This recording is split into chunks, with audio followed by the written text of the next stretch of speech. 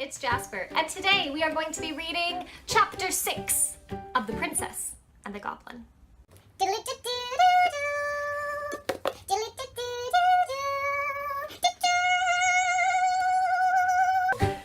So today, like I said, we're going to be reading Chapter 6 of The Princess and the Goblin, and we're actually going to be reading part of Chapter 6 of The Princess and the Goblin, as this is a particularly long chapter.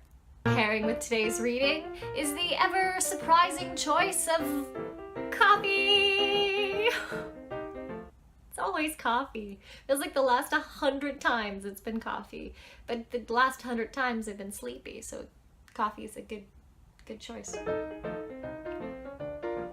As always, pour yourself something yummy to drink, relax, enjoy, and cheers.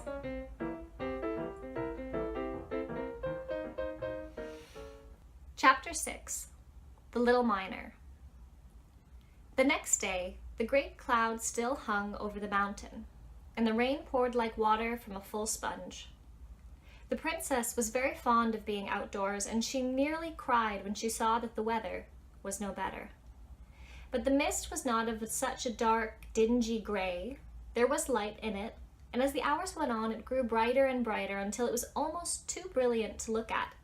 And late in the afternoon, the sun broke out so gloriously that Irene clapped her hands, crying, "See, see, Ludi? The sun has had his face washed. Look how bright he is. Do get my hat and let's go for a walk. Oh dear, how happy I am." Ludi was very glad to please the princess. She got her hat and cloak, and they set out together for a walk up the mountain. For the road was so hard and steep that the water could not rest upon it, and it was always dry enough for walking a few minutes after the rain ceased. The clouds were rolling away in broken pieces, like great, over-woolly sheep, whose wool the sun had bleached till it was almost too white for the eyes to bear. Between them, the sky shone with a deeper and purer blue, because of the rain. The trees on the roadside were hung all over with drops, which sparkled in the sun like jewels.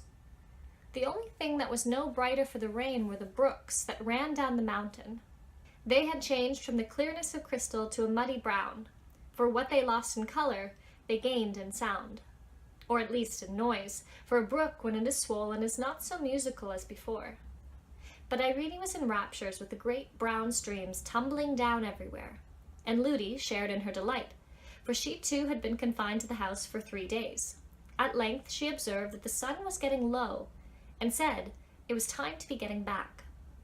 She made the remark again and again, but every time the princess begged her to go on just a little further, reminding her that it was much easier to go downhill, and saying that when they did turn, they would be at home in a moment. So on and on they did go.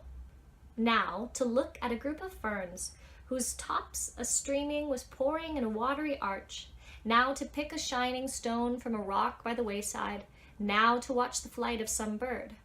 Suddenly, the shadow of a great mountain peak came up from behind and shot in front of them. When the nurse saw it, she started and shook, and tremendously, grasping the hand of the princess, turned and began to run down the hill. "What's all the haste, nursey?" asked Irene, running alongside of her. "We must not be out a moment longer." "But we can't help being out a good many moments longer." It was too true. The nurse almost cried. They were much too far from home. It was against express orders to be out with the princess 1 moment after the sun was down, and they were very nearly a mile up the mountain. If His Majesty, Irene's papa, were to hear of it, Ludi would certainly be dismissed, and to leave the princess would break her heart. It was no wonder she ran, but Irene was not in the least frightened, not knowing anything to be frightened at. She kept on, chattering as well as she could, but it was not easy. "Ludi, Ludi, why do you run so fast? It shakes my teeth when I talk." "Then don't talk," said Ludi. But the princess went on talking.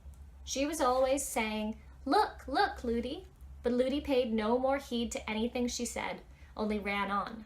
"Look, look, Ludi, don't you see that funny man peeping over the rock?" Ludi only ran faster. They had to pass the rock, and when they came nearer, the princess clearly saw it was only a large fragment of the rock itself, she'd mistaken for a man. "Look, look, Ludi, there's such a curious creature at the foot of that old tree. Look at it, Ludi. It's making faces at us, I do think."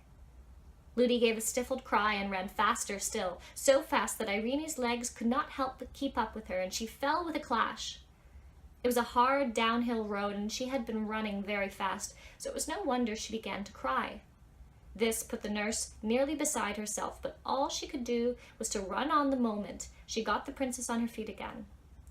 "Who's that laughing at me?" said the princess, trying to keep her sobs, and running too fast for her grazed knees. "Nobody, child," said the nurse almost angrily. But that instant, there came a burst of coarse tittering from somewhere near, and a hoarse, indistinct voice that seemed to say, "Lies, lies, lies." "Oh," cried the nurse with a sigh that was almost a scream, and ran on faster than ever. "Nursey, Ludi, I cannot run any more. Do let us walk a bit."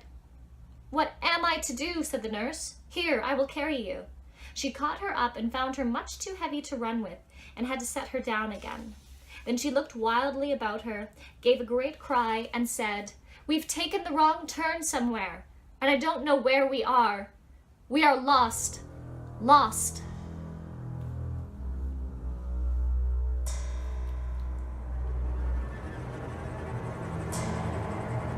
The climax of this chapter builds around something that was hinted at in chapter 1 of this story. The conclusion of chapter 1 finishes by saying, "It will now be pretty evident why the princess had never seen the sky at night. They were much too afraid of the goblins to let her out of the house then, even the company with so many attendants. And they had good reason, as we shall see by and by."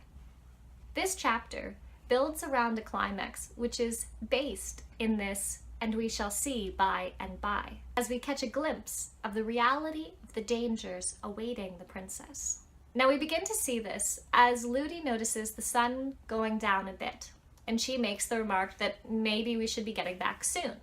But the little princess wants to go only a little further, and every time Ludi suggests we should head back now, the princess wants to go just a little further. And only a little further is the perfect fairy tale way of getting lost or ending up where you really shouldn't be.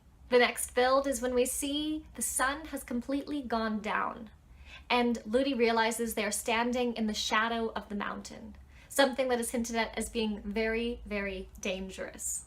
And with great urgency, she says, "We mustn't be out a moment longer." And in sort of a bit of comedy, the princess says, "Well, we can't help but be out a moment longer." Like, what kind of saying is that?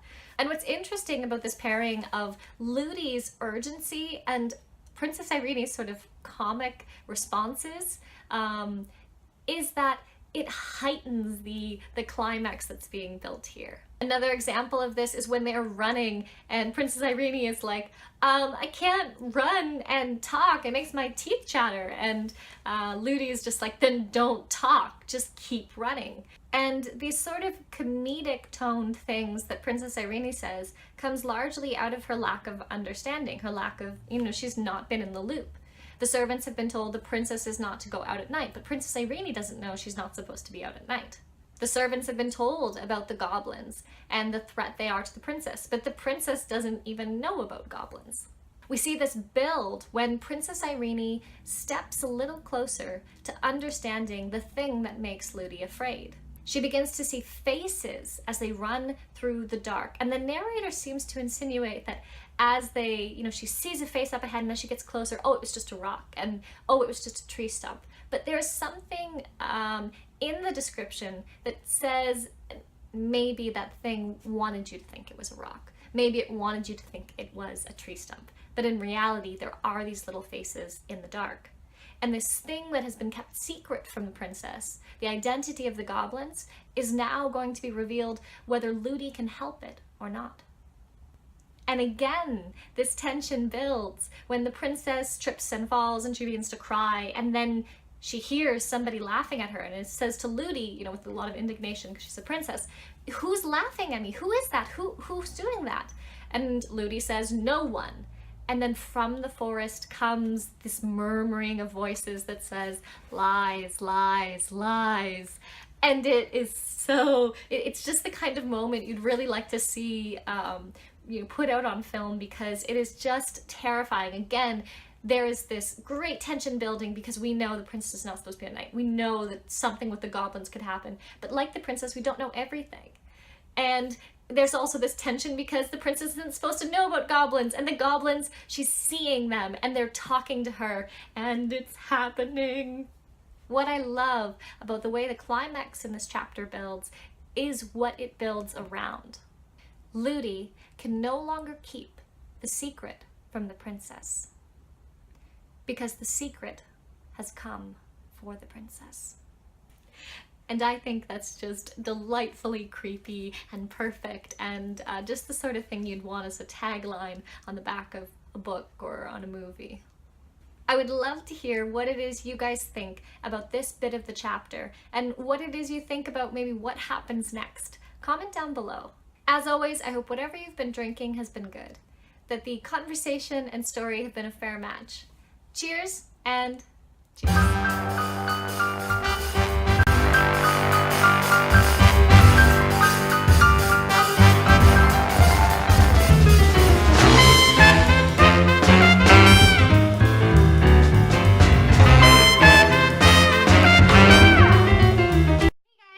And today we're going to reading. It's a tricky one to say. Ludi is like, we can't be out here a minute too late. We're late. We cannot just wait. Today. Faces of the goblins. Faces of the goblins, goblins' faces, then the faces of the goblins. She notices the faces. Thank you, that's all we got for today.